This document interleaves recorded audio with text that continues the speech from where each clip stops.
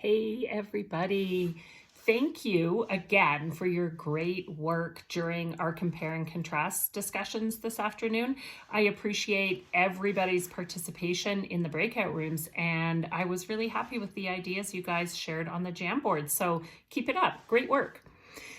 Tomorrow, we're going to wrap up that activity that we started today in the compare and contrast and briefly go over any questions that you have about this week's ELA assignment. So please make sure you have reviewed the week 19 ELA assignment in classwork before our meet tomorrow morning. After the quick ELA overview, we'll get right into our social studies discussion. We will not work out. I mean, feel free to work out, but we will work in breakout rooms again. So for social studies tomorrow, we'll be working in breakout rooms again, and we'll use Jamboards to gather and collect our ideas. I'm going to be trying a new method of organizing the breakout rooms in advance, which should save us some time from me having to set up the meetings, the breakout rooms in our meet. So to make that work though, you need to be able to get into your email while we're in the meet. So make sure that you're on a computer tomorrow so that you can easily do that and then pop back into the meet. You may need Google Calendar as well. So again, if you're on a tablet or a phone and you don't have the app, it's not going to work. And even if you do have the apps, you may not be able to toggle back and forth effectively. So you do need to be on a computer for our meet tomorrow. Again, on the topic of tomorrow, it's Wednesday. So remember that we only have morning meets. There's no afternoon meets on a Wednesday. That time, again, is not early dismissal.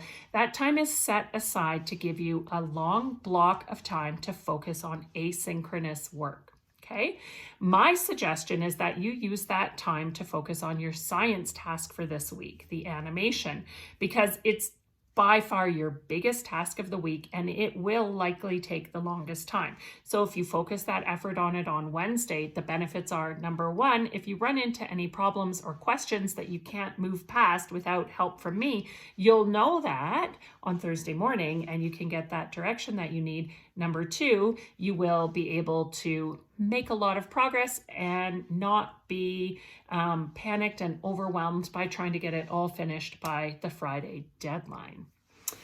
Okay, we're on to the word of the day, the puzzle of the day, the question of the day, and it is another Rebus puzzle for you to try and solve. This time, I'm not going to put it in the video. I'm just going to attach it to the post.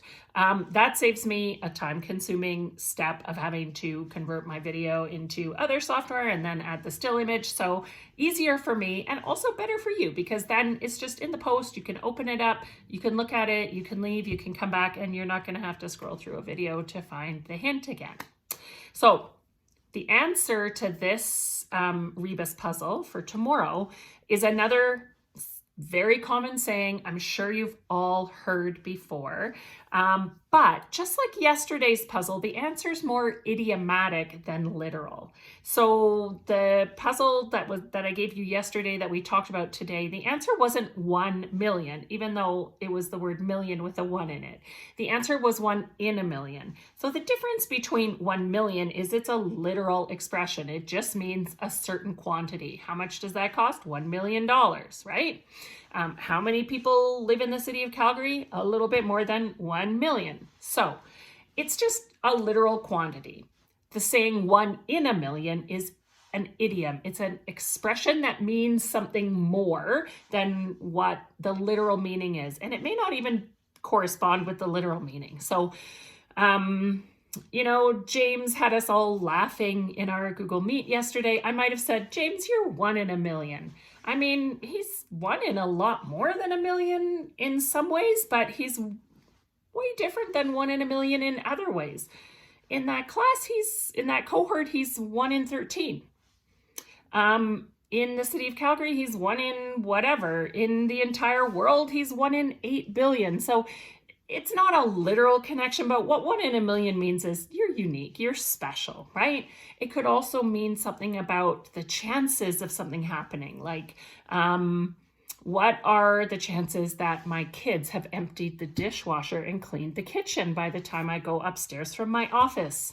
1 in a million, meaning not very likely, right? Is there really 1 million exact chances that they will have done that and only one of them is likely to come true? No, I don't know what the actual odds are. They're probably way better than 1 in a million because it has happened in the past. They've done a lovely surprise for me. But the point is that that saying just means highly unlikely. So it could either mean very special and unique or not very likely.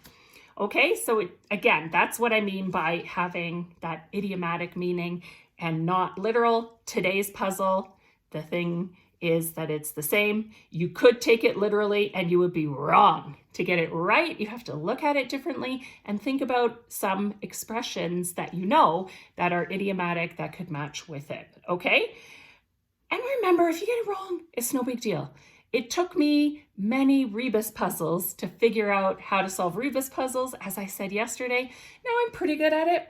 I'm also older and I know a lot more weird idiomatic expressions because I've been around longer. But the other thing is, there's still some that I can't solve. I just can't see it. And then when I hear it, I'm like, oh, of course.